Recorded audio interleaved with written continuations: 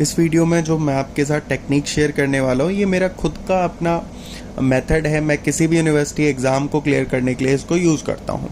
इग्नू की अगर बात करें, इग्नू से मैंने मल्टीपल डिग्रीज़ की हुई हैं। जब भी मेरे पास होता है कि अब मेरे कोई डिग्री क्लियर हो गई है, जैसे मैंने बहुत सारे रेगुलर कोर्सेज़ किए, देन उसके बाद मैं इग्नू की तरफ मूव हुआ, क्योंकि काम के साथ साथ अगर आप चाहते हो कि आपको इंटरेस्ट है कुछ पढ़ने का, कुछ नया सीखने का, तो आपको इग्नू वो अपॉर्चुनिटी देता है कि आप अलग अलग कोर्सेज में एनरोल होके अपना एक तो डिग्री ले सकते हो, साथ के साथ अपना नॉलेज भी इन्हेंस कर सकते हो। पर अगर किसी का ऐसा गोल नहीं है कि उसको नॉलेज गेन करना है या पूरे साल पढ़ने के लिए टाइम नहीं है, तो एग्ज़ाम तो उसे भी पास करना है।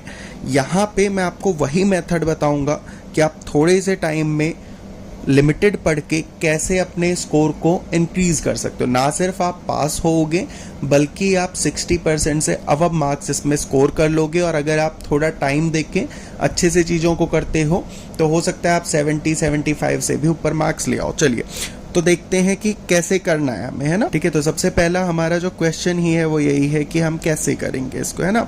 देखो यहाँ आप इमेज में भी देख पा रहे हो कि एक स्टूडेंट है जो कि परेशान है। वो पहले फेल हो रहा था बट उसने स्कोर कर लिया है A+। अब ये कैसे पॉसिबल होगा?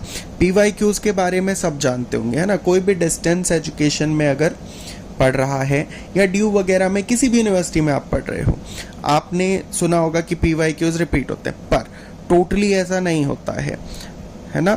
अगर आप PYQs को देखोगे, कुछ पेपर्स में होगा एज इट इज़ वो सेम PYQs आपके रिपीट हो जाएंगे, इसमें कहीं कोई दो राय नहीं है। पर अगर आप उन्हीं खाली PYQs पे रिलाइड हो, ठीक है, और एग्ज़ाम में वो किसी वजह से नहीं आते हैं, तब उस केस में आप क्या करोगे? आप तो फंस गए, है ना।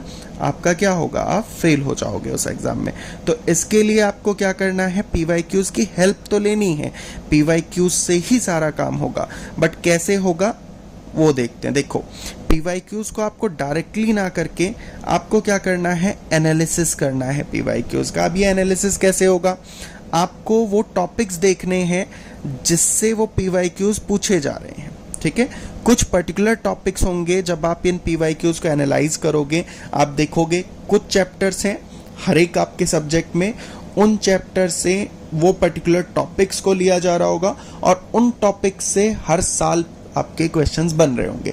आपको ऐसे वो टॉपिक्स रेक्टिफाई करने, और ये जो आपको टॉपिक्स मिल गए, बस इन टॉपिक्स पे जो भी क्वेश्चन बन रहे हैं, बहुत ज़्यादा नहीं होंगे, ज़्यादा से ज़्यादा आपके 5 क्वेश्चन 4 क्वेश्चन ऐसे हर टॉपिक से बन रहे होंगे, ठीक है।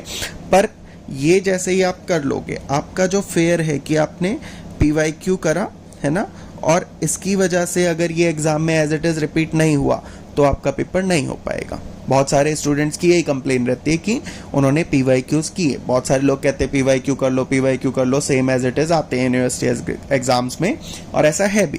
पर वही प्रॉब्लम आती है कि कई बार वो एज इट इज़ नहीं दिए जाते, उन टॉपिक से पूछ दिए जाते, तब स्टूडेंट को प्रॉब्लम होती है। तो अगर आप यहाँ पे ऐसा कर लेते हो तो आपको ये दिक्कत नहीं आएगी, और यकीन मानिए 60% तक तो अगर आपने अच्छे से टॉपिक्स कवर कर लिए हैं तो कहीं भी नहीं गए। और मैंने खुद का मैं आपको बता रहा हूँ 75% 80% तक स्कोर किया हुआ है मैंने। और इवन 1-2 एग्ज़ाम्स में तो ऐसा था कि मैंने जो बीच में छुट्टियाँ मिलती हैं 1-1 2-2 दिन की, बस उन्हीं छुट्टियों में पढ़ के उन एग्ज़ाम्स को क्लियर किया है, ठीक है। तो ये टेक्निक अपनाइए, और धन्यवाद आप बाद में कर सकते हैं, ठीक है। आप खुद ही आके बताओगे मेरे को, कमेंट सेक्शन में बताना टेक्निक कैसी लगी, ठीक है, और आप क्या मेथड अपनाते हो। फ़ायदा हो आके थैंक यू लिख देना, बट तब जब आपका एग्ज़ाम अच्छे से हो जाए।